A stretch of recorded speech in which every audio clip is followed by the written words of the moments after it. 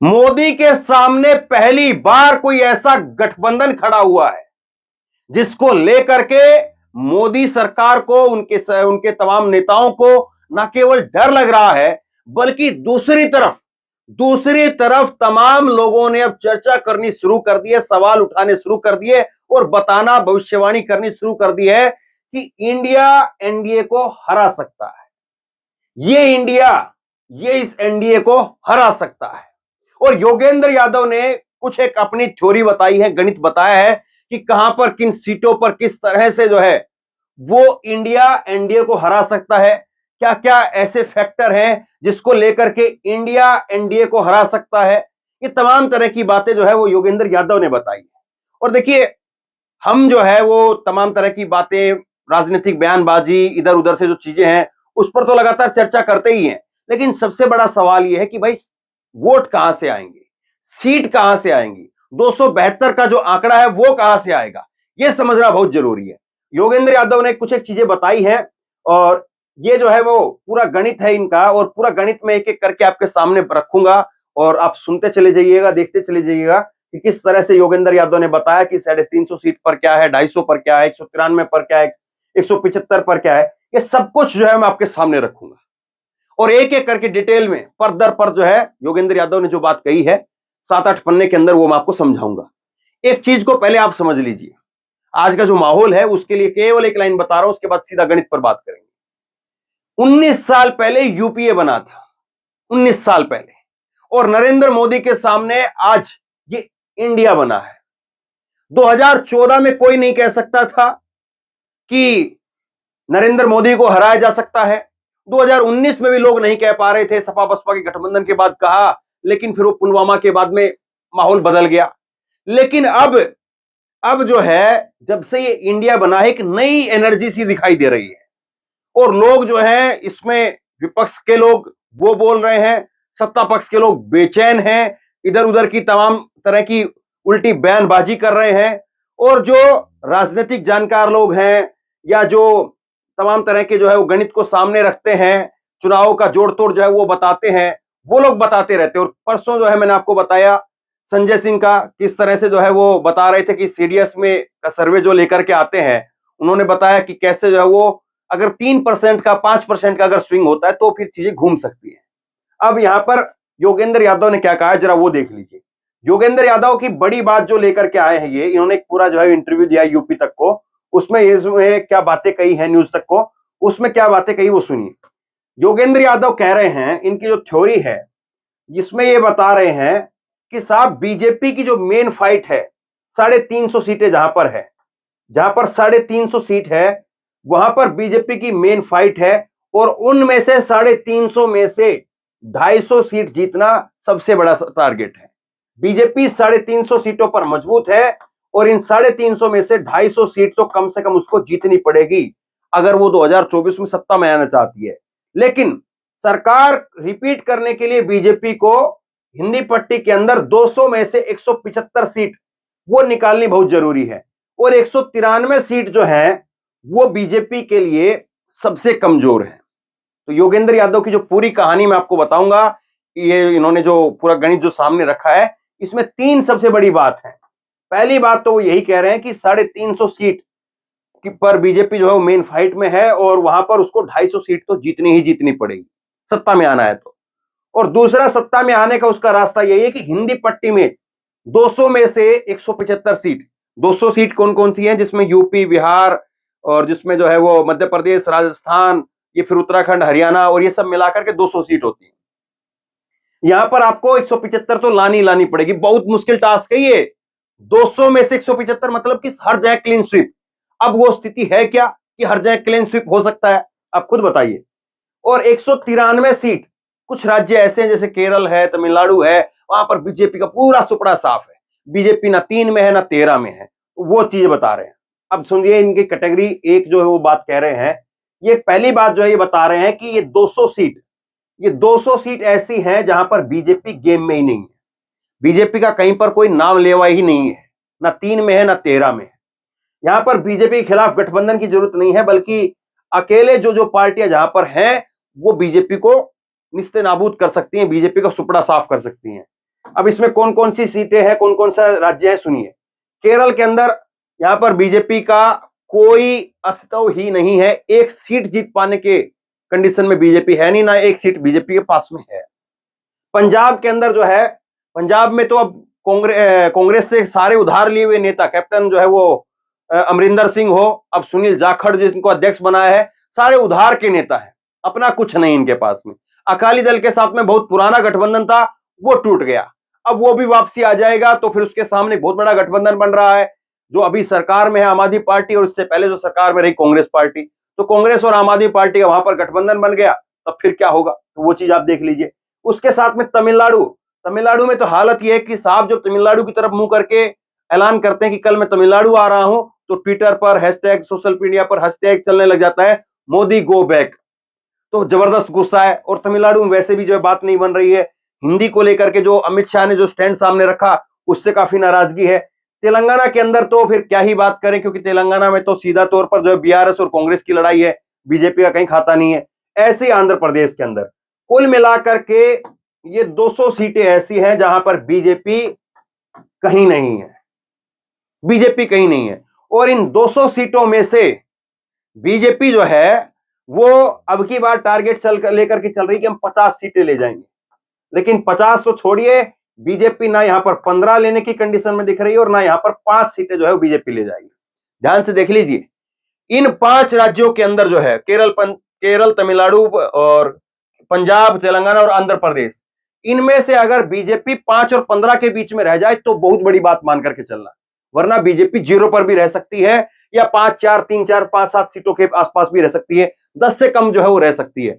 अब 200 में से सीधे तौर पर, अब 200 में से यहां पर जो विपक्ष है आज मौजूदा इंडिया, वो यहां पर जो है वो अगर 200 में से यहां पर जो है वो 110 सीटें, 150, 20 सीटें, 30 सीटें जो है वो ले आता है, बाकी की जो सीटें हैं वो मान लीजिए कि जो ऐसे गठबंधन में चली जाती जो दोनों की तरफ नहीं, गुट निरपेक्ष है, तो उनका बाद में पता चलेगा। तो पहली कैटेगरी हो गई। अब इसके बाद दूसरी कैटेगरी कह रहे हैं कि ऐसी कैटेगरी है जहां पर बीजेपी का मुकाबला सिर्फ सीधे एक पार्टी से है, और बीजेपी से ज्यादा दूसरी पार्टी की जीत के चांस है, ये दूसरी कैटेगरी है। और इसमें कौन कौन से राज्य हैं? पश्चिम बंगाल, जहां पर ममता बनर्जी के साथ सीधा मुकाबला, और ममता बनर्जी वहां पर 21 है और बीजेपी 19 है, इस बात को कोई भी कह देगा।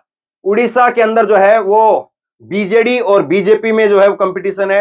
ये बात अलग है कि बीजेडी आज के दौर में जो है वो अभी उसके साथ में गई नहीं है, लेकिन लगता है कि हाँ उसके साथ जा सकती है। तो ये एक राज्य जो है वो उड़ीसा, ये अभी जो है वो दोनों तरफ से ओपन है, ये किस तरफ जाएंगे। छत्तीसगढ़ जो है वो उसमें बीजेपी का कोई जो है वो रोल नहीं है, वो माफ कीजिए तीसरी पार्टी का कोई रोल नहीं है, वहां पर कांग्रेस और कांग्रेस और बीजेपी के बीच में सीधी टक्कर है। तो ये जो है वो दूसरी कैटेगरी है जहां पर बीजेपी की सीधा मुकाबला है, दो ही पार्टियों का मुकाबला है। अब तीसरी कैटेगरी सुनिए इनकी। तीसरी कैटेगरी जो है ये बता रहे हैं कि इन सीटों में कांग्रेस की बीजेपी के साथ में सीधी टक्कर है। कांग्रेस अगर अपना घर ठीक कर ले, आंतरिक कलह ठीक कर ले, अपने नेताओं के चूड़ी टाइट कर दे, उनको ठीक करके रखे, तो बीजेपी को यहां पर पटखनी दी जा सकती है। अपनी गुटबाजी को, अपनी जो है वो खेमेबाजी को, उनको खत्म करना पड़ेगा। अब इसमें कौन कौन से स्टेट है वो आप देख लीजिए। इसमें जो है वो मध्य प्रदेश है, हिमाचल है, और हिमाचल के साथ उत्तराखंड, गुजरात, राजस्थान, और मुझे लगता है कि इसमें जो है वो हरियाणा को भी रखा जाना चाहिए था। खैर इन्होंने हरियाणा को नहीं रखा है, लेकिन हरियाणा में भी अभी कांग्रेस और जो है वो बीजेपी का ही सीधा मुकाबला है। तीसरा जो है वो आम आदमी पार्टी का, मुझे नहीं लगता कि लोकसभा चुनाव के लिए कोई मुकाबला रहेगा, लेकिन खैर इन्होंने नहीं रखा है। इन्होंने 5 स्टेट जो है तीसरी कैटेगरी के अंदर बताए, इसमें कांग्रेस और वर्सेस बीजेपी का मामला है। ये सीधे तौर पर बीजेपी वर्सेस कांग्रेस है। अगर यहां पर जो है वो कांग्रेस पार्टी ने अपने आप को ठीक कर लिया, तो कांग्रेस यहां पर बीजेपी को पटकनी दे सकती है, और अगर ठीक नहीं किया तो फिर उसके बाद में जो है वो आप देखते रहिए, सुपड़ा साफ जैसे पिछली बार हुआ था वैसे ही अब की बार हो जाएगा। गुजरात में सुपड़ा साफ था, राजस्थान में सुपड़ा साफ था, एमपी में एक सीट थी, हिमाचल में सुपड़ा साफ था, तो वैसे ही अब की बार हो जाएगा। तो ये कांग्रेस को अपना देखना पड़ेगा। कांग्रेस को अगर 2024 के चुनाव में अपने आप को जो है दमखम दिखाना है, तो ये स्टेट ऐसे जहां पर चूड़ी टाइट करनी पड़ेगी, कैसे भी करके अपने ही घर को ठीक करना है, दूसरे को नहीं, पहले अपने को ठीक करना है। और अपने को ठीक कर लिया तो फिर बात पूरी बनी बनाई है। यहां पर गुजरात एक ऐसा स्टेट है इसमें जिसमें जो है कांग्रेस अगर ठीक भी कर ले तो भी बहुत ज्यादा चांस नहीं दिखते हैं। ये देखिए फेयर बात की जानी चाहिए, साफ साफ बात की जानी चाहिए, ऐसा नहीं है कि जो इसमें लाग लपेट के साथ बात की जाए। तो गुजरात एक ऐसा स्टेट है जिसमें कांग्रेस के लिए जो है वो अपना घर ठीक भी कर लेगी कांग्रेस, तब भी कांग्रेस के नेता और कांग्रेस की पार्टी गुजरात के अंदर वो एक ऐसी कंडीशन में है कि वहां पर जो है वो कहीं पर लीडरशिप नजर नहीं आती है। मैंने विधानसभा चुनाव के दौरान ग्राउंड रिपोर्टिंग भी की, तो दिल्ली से तो जो है वो कांग्रेस लड़ती हुई नजर आती है कि हाँ लड़ रही है कांग्रेस। वहां पर जो है प्रियंका गांधी जाती हैं तो लड़ती हुई दिखती है, जहां पर जो है वो राहुल गांधी जाते हैं तो लड़ते हुए दिखाई देते हैं। बाकी गुजरात की लीडरशिप जो है वो अगर आप बात करेंगे तो गुजरात की लीडरशिप ऐसा लगता है कि, और बहुत सारे नेता तो ऑफ द रिकॉर्ड कह देते हैं कि यहाँ के जो नेता है वो बीजेपी से सारे मिले हुए हैं, तो सारी बातें होती है। तीसरा, आम आदमी पार्टी ने वहां पर जो है घुस करके गेम जो है वो कांग्रेस का पूरा और बिगाड़ दिया है।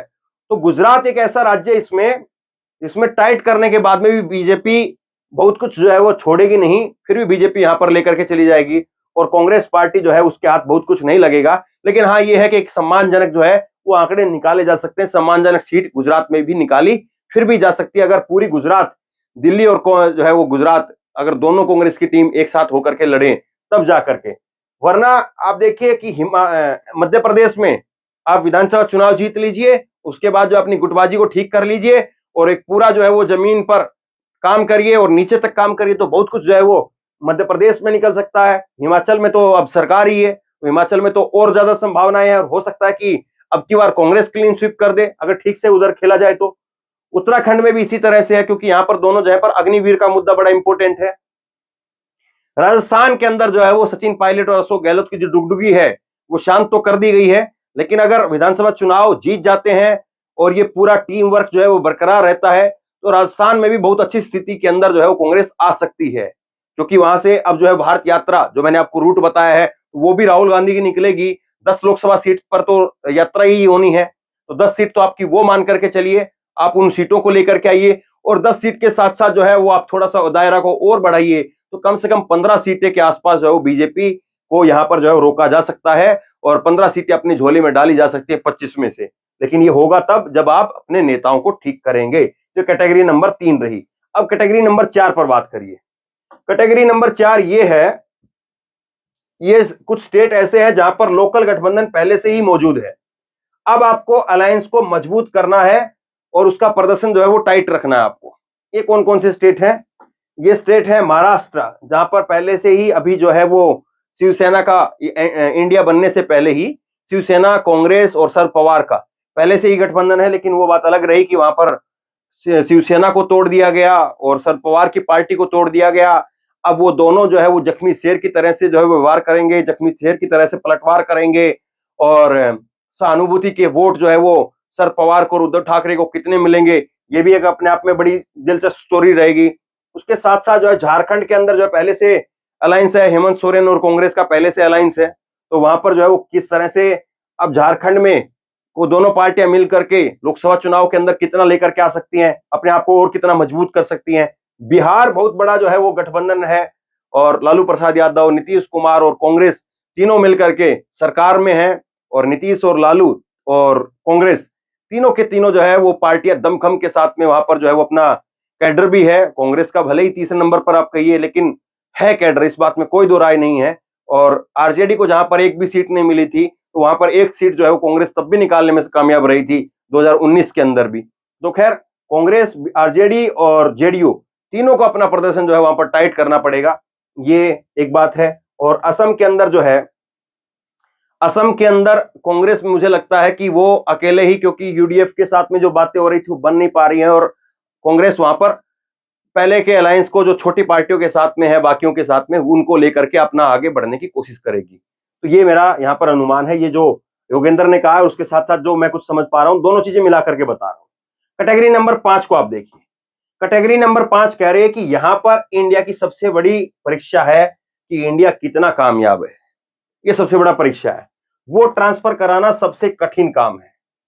अब ये 2 स्टेट हैं, पहला स्टेट जो है वो यूपी है, दूसरा स्टेट जो है वो दिल्ली है।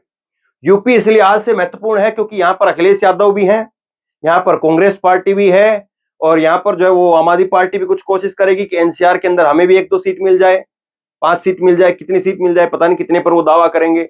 और इसके साथ साथ जो है वो आरएलडी भी है, जयंत चौधरी की पार्टी भी है। तो और बाकी जो है वो 1-2 सीटें हो सकता है कि कुछ और क्षेत्रीय पार्टियों को वो अपने साथ लाया जाए या कुछ चुनाव तक टूट जाए। लेकिन सवाल यही है कि आरएलडी हो, चाहे ये अखिलेश यादव की पार्टी हो, चाहे कांग्रेस हो, अपने खाते में कैसे लेकर के आएंगे, अपने खाते में कितने लोगों को लाएंगे, यह है सबसे बड़ा सवाल। और जहां पर अपना कैंडिडेट नहीं होगा, वहां पर अपने कार्यकर्ताओं से कैसे जो है वो वोट उस कैंडिडेट को, जो आपका कैंडिडेट नहीं है लेकिन विपक्ष में जो आपका गठबंधन है उसका कैंडिडेट है, तो उसको वोट ट्रांसफर करवाना पड़ेगा।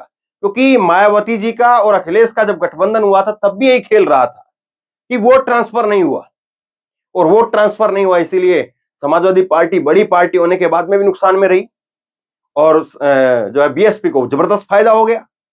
लेकिन अब इसमें यह भी है कि क्या यूपी में जो है वो मायावती की चुनाव से पहले या किस तरह से जो है वो क्या भेंजे की एंट्री हो सकती है, या उन्होंने जो है वो अपना रास्ता चुन लिया है और वो बीजेपी की तरफ जा रहे हैं, विपक्ष ने भी सोच लिया है, अब विपक्ष उनकी तरफ देखेगा भी नहीं।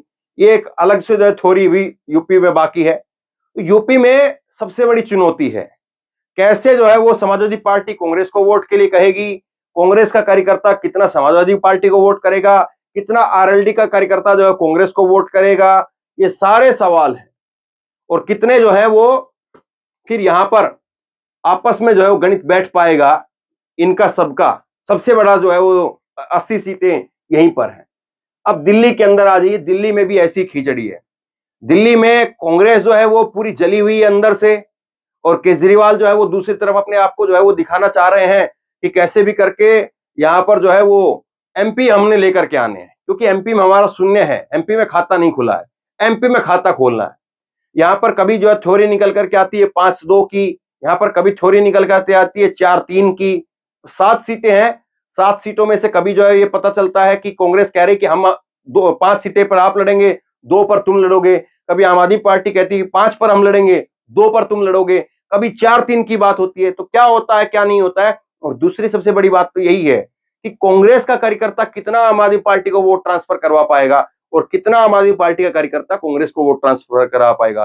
क्या यहां पर जो है वो सपा बसपा का जैसे गठबंधन हुआ था वैसे ही खेल खराब हो जाएगा, ये भी अपने आप में सवाल है। हाँ, लेकिन ये जरूर था कि पिछली बार की अगर बात करें 2019 के लोकसभा चुनाव की, तो यहां पर दिल्ली के अंदर जो है वो आम आदमी पार्टी तीसरे नंबर पर रही थी और ज्यादातर सीटों के ऊपर कांग्रेस दूसरे पर और बीजेपी पहले नंबर पर रही, जबकि कांग्रेस जो है वो तीसरे नंबर पर है विधानसभा के अंदर, शून्य पर है, लेकिन लोकसभा में स्थिति अलग थी। तो ये 5 थ्योरी जो है वो योगेंद्र यादव ने यहां पर दी है।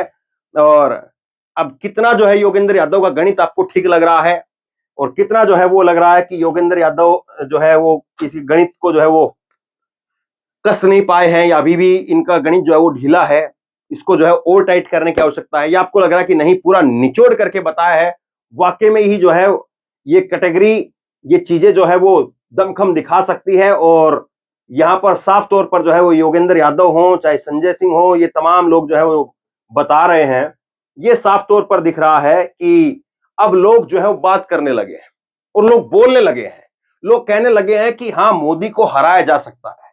वरना एक समय ऐसा था कि मोदी को हराने के बारे में कोई बोल करके अपना कैरियर खराब नहीं करना चाहता था, कि हमने जो है वो घोषणा की थी, योगेंद्र यादव ने मान लीजिए कोई घोषणा की और मोदी को जो है वो नहीं हराया गया, तो लिहाजा उनका कैरियर खराब हो गया कि आपने तो कहा था कि इतनी सीट आ जाएंगी या हार सकते हैं, लेकिन देखिए यहां पर तो कहीं पर कुछ नहीं है।